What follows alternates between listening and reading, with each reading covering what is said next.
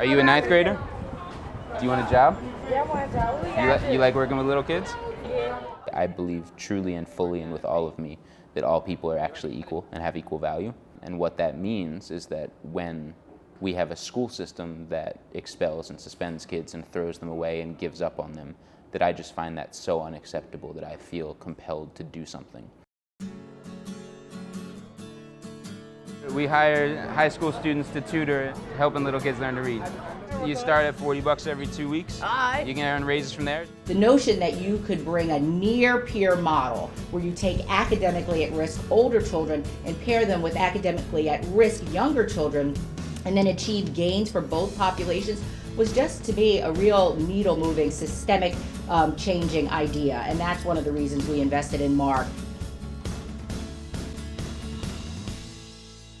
When we ask the question, what's the point of the education system, you generally hear two responses that relate to what people think the purpose is. One is we want to prepare the next generation of workers, and the other is we want to prepare kind of good citizens. And REACH is doing both of those things. It's an hour after school, 3:30 to 4:30. Okay. Only on Mondays, Wednesdays, Thursdays. Tuesdays and Thursdays are the tutoring I missed days. the day, 4 days, Mondays not and Friday. Wednesdays are training. Nor should they ever. We live in the city that's both the most literate and most illiterate in the country. About 60% of students in this city are testing at a functionally illiterate level when they enter high school. What did the tree give to the boy when she couldn't give him a house? Branches to build a house. Everything you hear about today is reading.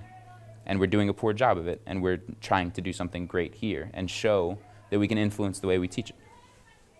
We make them care and we make them capable. And we're giving them the basic skills where they can access a high school curriculum. Imagine the top of your tongue is against the roof of your mouth. So, cat. Why am I hearing an S in there? It's just... Let's do the C. Let's do the It's a cat. Yeah, for cat. If I understand it, then I'll be able to explain it correctly to the student, and then they'll be able to do the work correctly and not wrong. It's pushed me to read a whole lot of books, and in class, I understand a whole lot of things better now.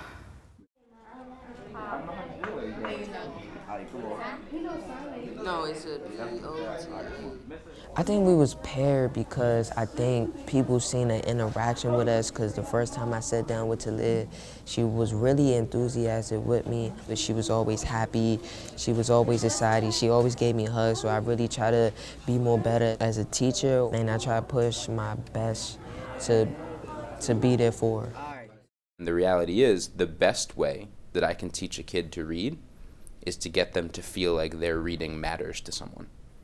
Reading is the mechanism through which they can contribute to another person's life and they can contribute to their community. Therefore, reading becomes important.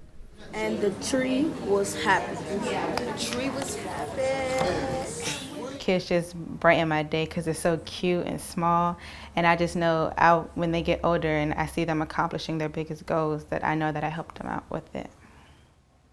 I think all little kids have a connection, so if they use an adult, adults won't understand how little kids feel, but kids our age will understand, like, oh, I've been to that place, so I know how you feel. And I said, who was your favorite tutor, Hunty? He said, you. I said, oh.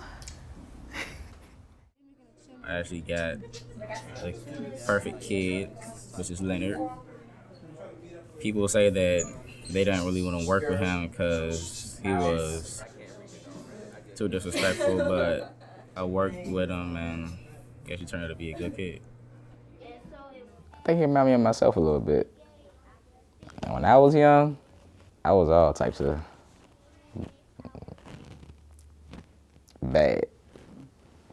I guess I felt that like I was heading down the wrong path myself, so I feel that I don't want Leonard to head down the wrong path.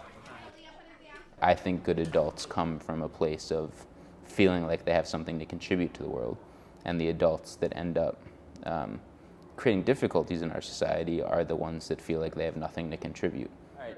So, a couple things. First of all, I hope we've all had the opportunity to congratulate Tiffany on joining us as a lead tutor. Well done. So, welcome to the fold. The Rashans and Ricos and Tiffany's and Joyces of the world absolutely 100% deserve someone in school that's willing to fight for them even if no one else is. Some of these tutors, for the first time in their life, are hearing, you're actually reading at a 4th or 5th grade level.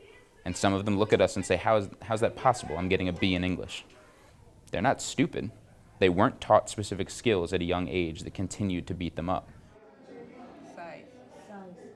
10th graders reading on 3rd grade level, like, I was thinking, like, that's not, why are you even in 10th grade if you're reading on that level? You go to school to learn and stuff and get an education, but I don't think the school really cares. Like, they care more about our behavior than about our education. That freshman I read, it was like, it's like, it's boring. So when I read that, it was like, really? Like, I just get excited.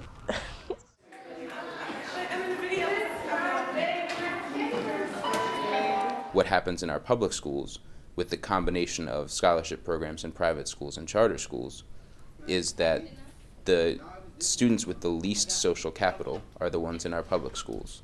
And that becomes concentrated in a way that makes it much more difficult to teach than in other places.